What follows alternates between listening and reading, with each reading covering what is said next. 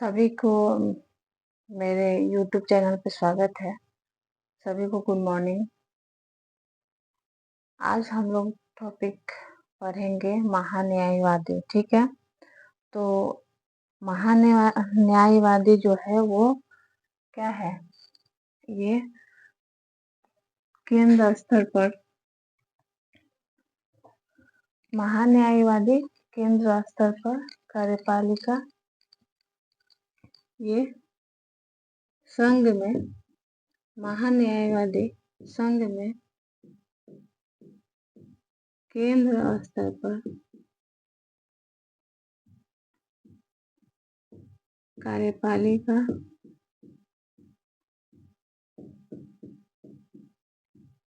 क्या चीज? कार्यपालिका का कार्य बिंदु जो होता है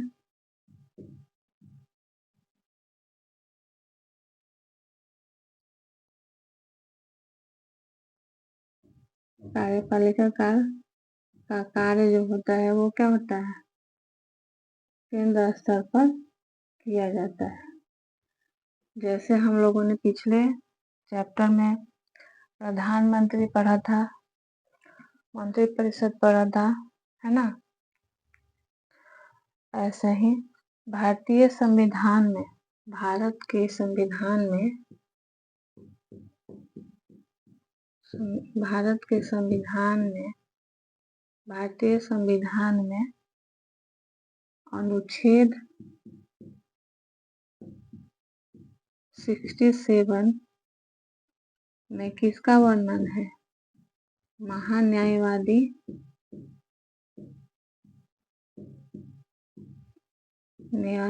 का वर्णन है। आप लोग को दिखाई दे रहा है ना? चलिए ठीक है। उसके बाद ये जो है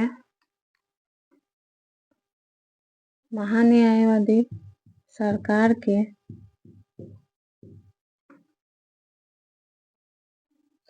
में प्रधानमंत्री के नेतृत्व में काम करता है। किसके नेतृत्व में? प्रधानमंत्री के नेतृत्व में।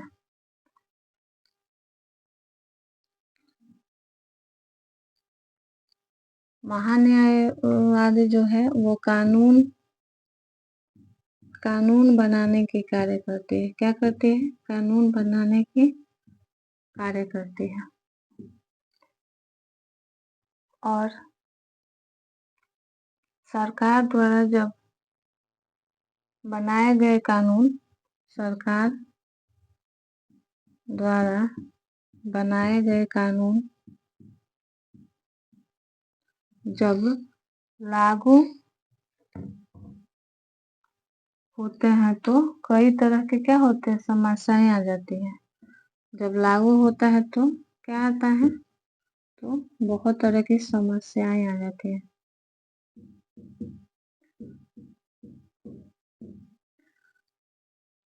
समस्याएं आ जाती हैं जैसे विधि संबंधित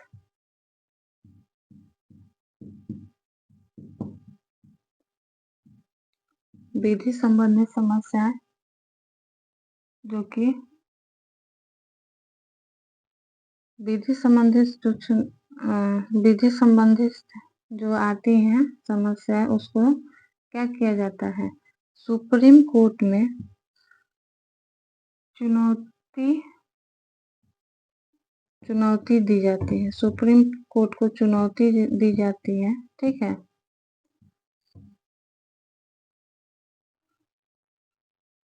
और इसका न्यायिक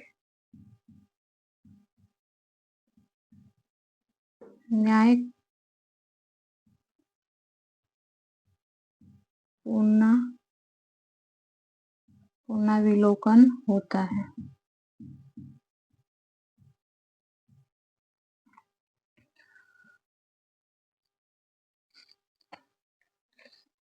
चलिए, कई बार इसको रद्द भी किया जाता है। ठीक है, मैं पहले इसको समझा ले रही हूँ, बाकी टॉपिक को मैं बस समझाने के बाद बताऊंगी। इसका न्यायिक पुनर्विलोकन भी होता है, कई बार तो रद्द भी कर दिया जाता है।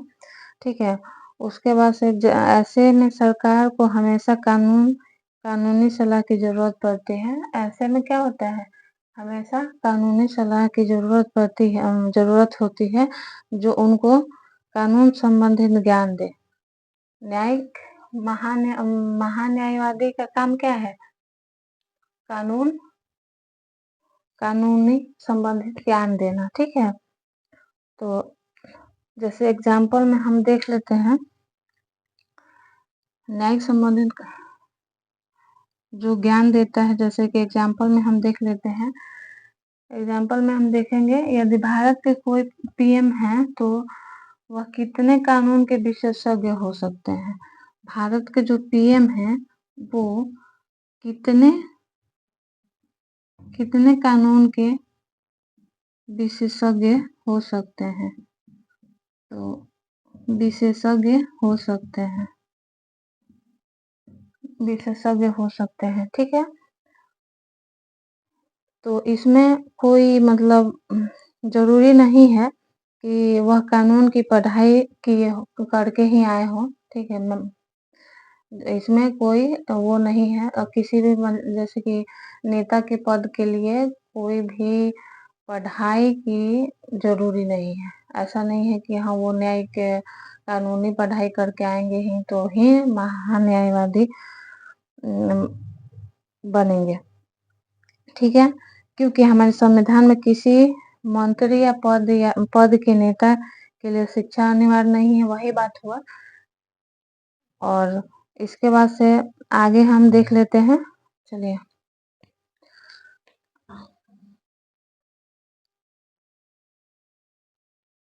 और ये जो होते हैं, ये भारत के प्रथम विधि अधिकारी होते हैं। कौन? महान्यायवादी। ठीक है, और केंद्र सरकार की कानूनी सलाह पर ये महान्यायवादी को केंद्र सरकार के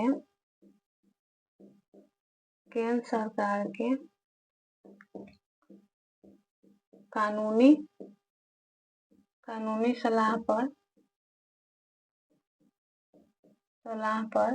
जो है महान्यायवादी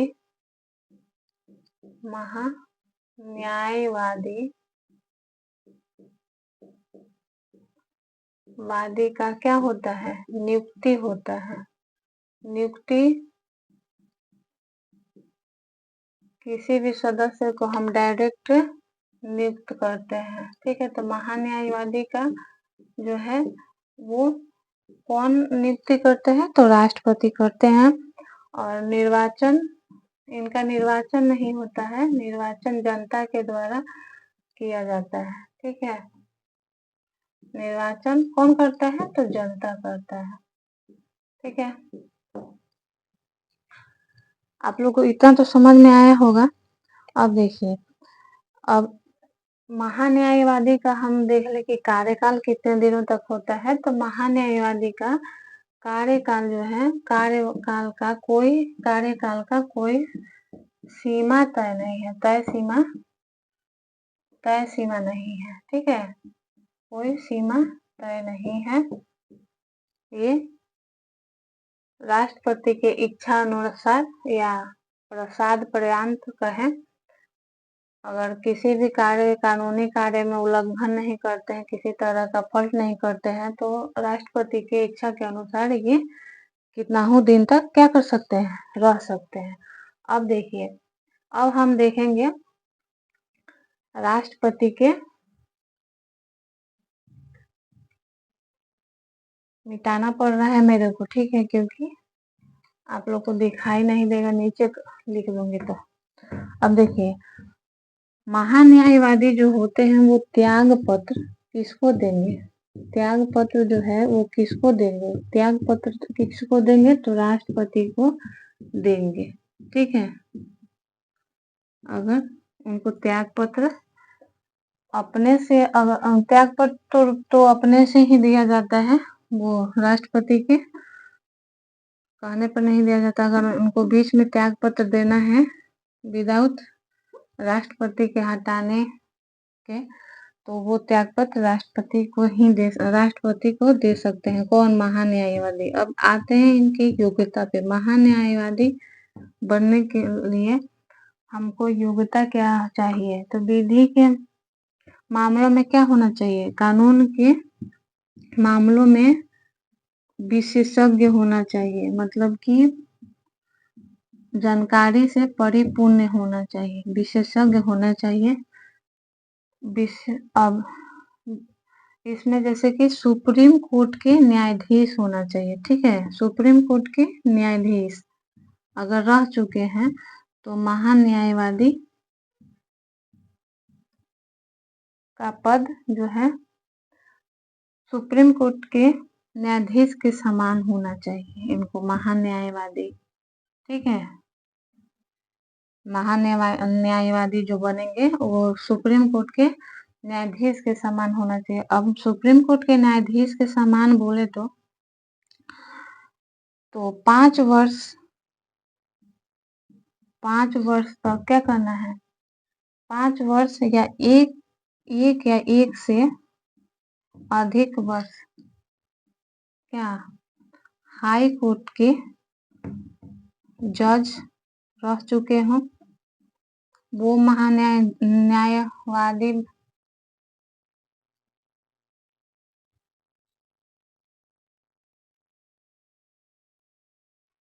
महान्यायवादी बन सकते हैं। या 10 वर्ष तक क्या हाई कोर्ट में वकील रह चुके हैं, तो ये महान्यायवादी का पद ग्रहण कर सकते हैं। अब ये कह रहे हैं कि महान्यायवादी जो है क्या ये संसद का सदस्य होता है? महान्यायवादी संसद का सदस्य होता है? तो नहीं, ये महान्यायवादी संसद का सदस्य नहीं होता है, क्योंकि इन्हें क्या होता है? नियुक्ति राष्ट्रपति के द्वारा मिलता है, इनकी कोई वोटिंग नहीं होती है, ठीक है। अब देखिए, सरकार के विधि के सलाह के रूप में कार्य करते हैं।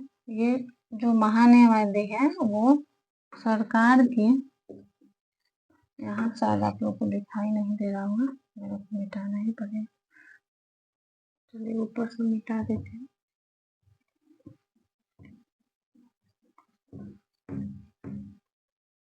सरकार के विधि सलाहकार के रूप में, सरकार के विधि सलाहकार के रूप में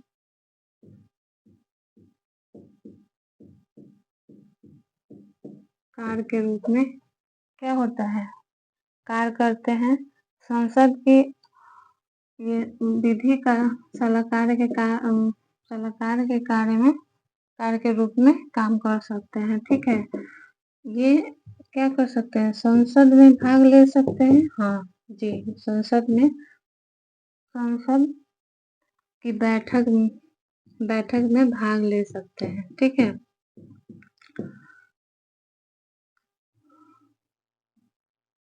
और ये इनको बोलने का भी अधिकार है, ये बोल भी सकते हैं। कौन? महान्यायवादी। उसके बाद ये किसी भी संसदीय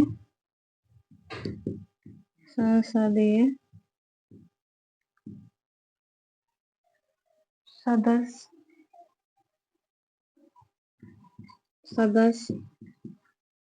समिति के रूप में समिति की अनुमति दे सकते हैं, ठीक है। किसी संसदीय सदस्य समिति के रूप में भी समिति की अनुमति भी दे सकते हैं। अब आइए, क्या ये संसद के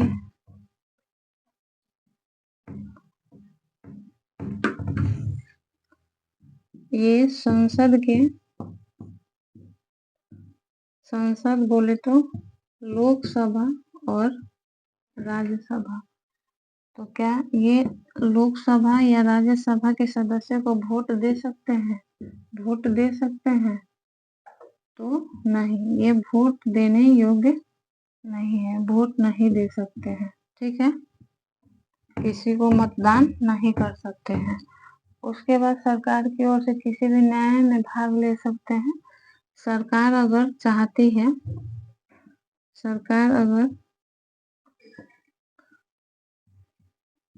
सरकार के किसी भी न्यायालय में अगर ये भाग लेना चाहते हैं, भाग लेने का इनको अधिकार है, भाग लेने का अधिकार है। ठीक है, ये भाग ले सकते हैं महान्यायवादी। उसके बाद अब अभी बोले तो महान्यायवादी कौन है? महान्यायवादी के रूप में महान्यायवादी के पद पर कौन अभी फिलहाल तत्पर है वर्तमान में? तो आर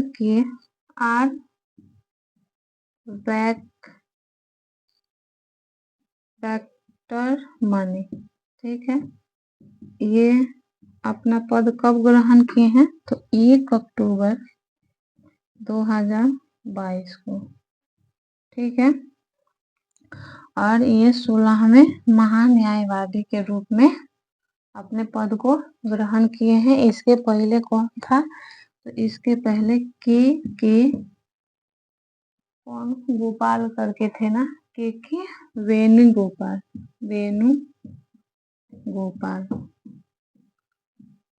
महान्यायवादी के पद पे थे। ठीक है, इतना आप लोगों को समझ में आया होगा। इसी के साथ आज की क्लास को यहीं एंड करते हैं। जब तक तोड़ेंगे नहीं तब तक छोड़ेंगे नहीं। इसी जोश के साथ अपने सारे क्लास को अटेंड करते हुए आप लोग जुनून के साथ क्लास को अटेंड करिए। जब तक तोड़ेंगे नहीं तब तक छोड़ेंगे नहीं। इसी के साथ आज की क्लास को यहीं एंड करते हैं। जय हिंद, जय भारत।